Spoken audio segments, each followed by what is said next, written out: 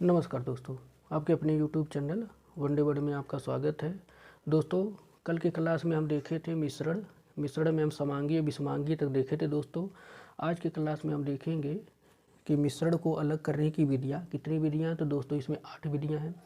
पहली विधि है ऊर्ध्वापातन। तो दोस्तों आइए ऊर्ध्वापातन को देखते हैं। तो ऊर्ध्वापातन दोस्तों, इसमें ऊर्ध्वापातन में ये होता है कि दोस्तों इसमें एक ठोस पदार्थ होता है। जब उसे गर्म करते हैं तो अपने पिघल कर द्रव अवस्था में आ जाती है, लेकिन जब द्रव अवस्था में हो जाती है तो उसके बाद जब वो ठंडा हो जाती है तो फिर अपने उसी अवस्था में हो जाती है। जैसे आप देखेंगे कपूर को, गंधक को, अमोनियम क्लोराइड को देखेंगे दोस्तों, और मेथिलीन को और आयोडीन को देखेंगे। तो इसमें यही पूछता है दोस्तों ऊर्ध्वापातन। ऊर्ध्वापातन में दो या दो से अधिक प्रकार ठोस जब एक साथ मिले रहते हैं तो इसे गर्म करने पर सीधे गैसीय रूप में आकर अलग होते हैं, तथा जब इसे ठंडा करते हैं तो वो अपनी पूर्व अवस्था में फिर आ जाते हैं। जैसे दोस्तों क्या, गंधक हो गया, कपूर हो गया, आयोडीन हो गया, मेथिलीन हो गया और अमोनियम हो गया, अमोनियम क्लोराइड हो गया।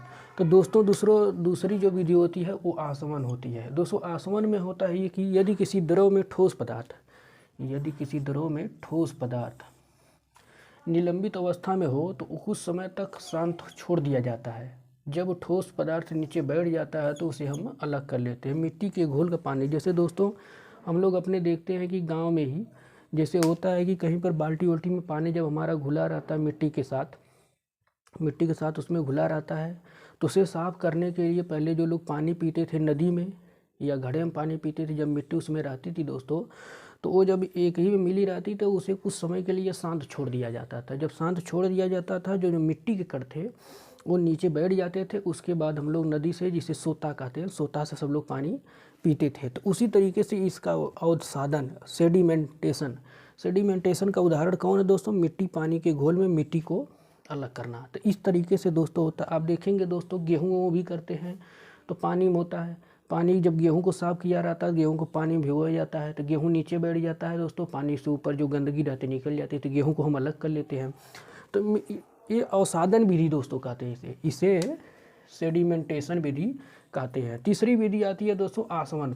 आसवन में दोस्तों ये होता है जब दो प्रकार के द्रव पदार्थ एक साथ मिले रहते हैं। जब दो द्रव हैं एक साथ दोनों मिले रहते हैं, जिनके क्वथनांकों में कुछ विशेष अंतर नहीं होता, मतलब दोनों को सेम होता है, इनका भी सेम होता है, इनका सेम, जो पता नहीं चलता है। जब दोनों को गर्म करते हैं एक दूसरे का साथ छोड़ देते हैं। साधारण जल से आसूत जल का बनाना। दोस्तों जैसे आसूत जल का इसमें औषधि के रूप में प्रयोग किया जाता है। आसूत जल को जब इसमें दोस्तों इसका क्वथनांक, जब दो द्रव पदार्थ एक ही में जोड़े रहते हैं, इनका क्वथनांक सेम रहता, पता नहीं चलता। लेकिन जब दोस्तों हम इसे गर्म करते हैं तो जो दो द्रव होते हैं उसमें एक द्रव अलग हो जाता है, एक द्रव होता है। आसूत जल का सबसे बढ़िया उदाहरण दोस्तों आप देख सकते हैं, जब हम कुकर में पानी गर्म करते हैं या कुकर में खाना बनाते हैं तो उसका जो ढक्कन होता है, आप देखेंगे नीचे जब ढक्कन खोलेंगे तो नीचे से उसके पानी टपकता है। तो मिला जुला कर दोस्तों उसी को समझिए कि आसूत जल है, जो है वो शुद्ध जो होता है वही आसूत जल है। जो क्योंकि जो कुकर में हो गया उसी भाप बन गई, वही आसूत जल के रूप में उदाहरण के तौर पर उसको देख सकते हैं दोस्तों। तो उसी तरह प्रयोगशाला में दोस्तों बनाया जाता है आसवन विधि के, जो सेडिमेंटेशन डेस्टिलेशन वाला है, जो इसको आसूत जल है। आसूत जल से दोस्तों औषधि बनाई जाती है, औषधि भी बनाई जाती है। तो दोस्तों आते हैं प्रभाजी आसवन। दोस्तों इसकी देखिए परिभाषा नहीं पूछता, हमने इधर परिभाषा पहले लिख दिया था, फिर हमने सोचा कि परिभाषा लिखने से कोई फ़ायदा नहीं है, जब इसका केवल उदाहरण ही पूछता है दोस्तों। तो प्रभाजी आसवन में फ्रैक्शनल डेस्टिलेशन होता है दोस्तों। इसका उदाहरण देखिए, कच्चे पेट्रोल तेल से पेट्रोल, डीजल, मिट्टी के तेल को अलग करना। दोस्तों ये प्रभाजी आसवन में ये होता है कि जब दोस्तों इसमें हम प्रभाजी आसवन में इसका उदाहरण जैसे कच्चे पेट्रोल हो गया, तेल हो गया, डीजल हो गया, मिट्टी के तेल को अलग करते हैं प्रभाजी आसवन में दोस्तों। प्रभाजी आसवन में इसमें देखो दोस्तों, जब ये दोनों मिला रहता है तो इसको ताप देते हैं हम। जब इसको टेम्परेचर इसमें देते हैं, जब दो द्रव पदार्थ एक ही मिले रहते हैं, जैसे कच्चा पेट्रोल हो गया, तेल में मिला है, तो हम इसको टेम्परेचर देते हैं। जब इसको ताप देते हैं विद्युत से, तो उसके बाद हम इसको अलग करते हैं। कच्चे पेट्रोल तेल से पेट्रोल डीजल को अलग करना, एक किस विधि से अलग किया जाता है? कच्चा पेट्रोल तेल, पेट्रोल और मिट्टी का तेल, ये होता है प्रभाजी आसवन दोस्तों। इसमें अब देखिए वाष्पीकरण होता है।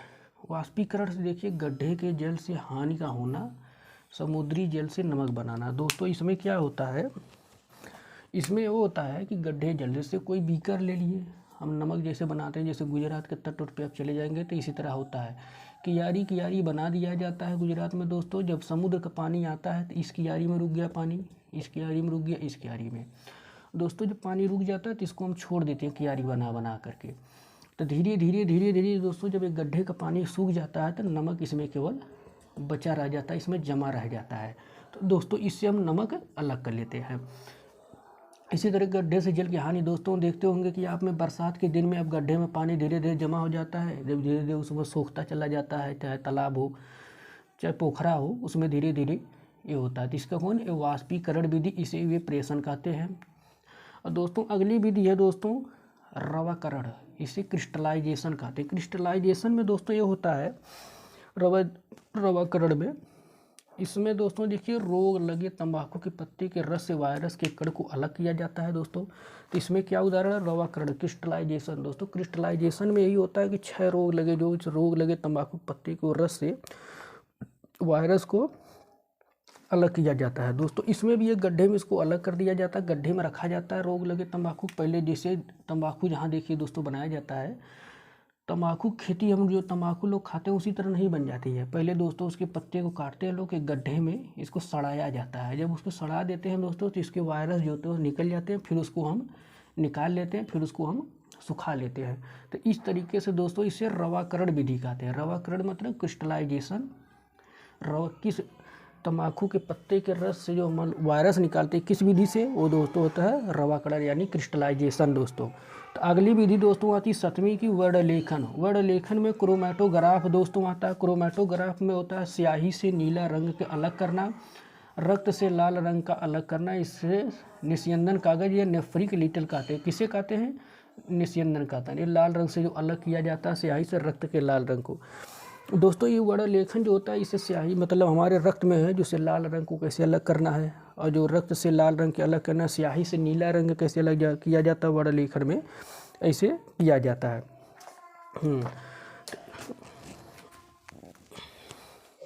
तो इस तरीके से वर्ण लेखन दोस्तों हो गया। अब आते हैं विद्युत लेखन। दोस्तों विद्युत लेखन में ये होता है इलेक्ट्रोफोसिस। इसमें प्रोटीन और हाइड्रेट को अलग किया जाता है। इसमें दोस्तों विद्युत लेखन मतलब विद्युत जब जुड़ा है तो विद्युत की लेखन पद्धति से इसे हम विद्युत यानी इलेक्ट्रिसिटी के माध्यम से इसे फोर्स दिया जाता है। इसे इस माध्यम से प्रोटीन और हाइड्रेट को हम अलग करते हैं। तो दोस्तों इस तरीके से मिश्रण को अलग करने की विधियाँ हो गई दोस्तों। पहला देखें हम ऊर्ध्वापातन, दूसरा देखिए अवसादन, तीसरा देखिए आसवन। तो इस तरीके से दोस्तों इसकी परिभाषा ज़्यादा इम्पोर्टेंट नहीं है, लेकिन इसके जो उदाहरण हैं ये बहुत इंपॉर्टेंट मायने रखते हैं दोस्तों। जैसे गंधक हो गया, कपूर हो गया, आयोडीन हो गया, मेथिलीन, अमोनियम क्लोराइड, ये किसके उदाहरण हैं, ऊर्ध्वापातन। ये पूछेगा कि कपूर को हम किस विधि से अलग करते हैं, तो ऊर्ध्वापातन के। अवसादन में पूछ देना मिट्टी के पानी घोल में मिट्टी को अलग किसके कैसे किया जाता है, अवसादन की विधि से। और आसवन विधि में होता है दोस्तों साधारण जल से आसूत जल बनाया जाता है। इसी प्रकार प्रभारी आसवन में गड्ढे से जल की हानि होना, समुद्री जल का नमक बनाना।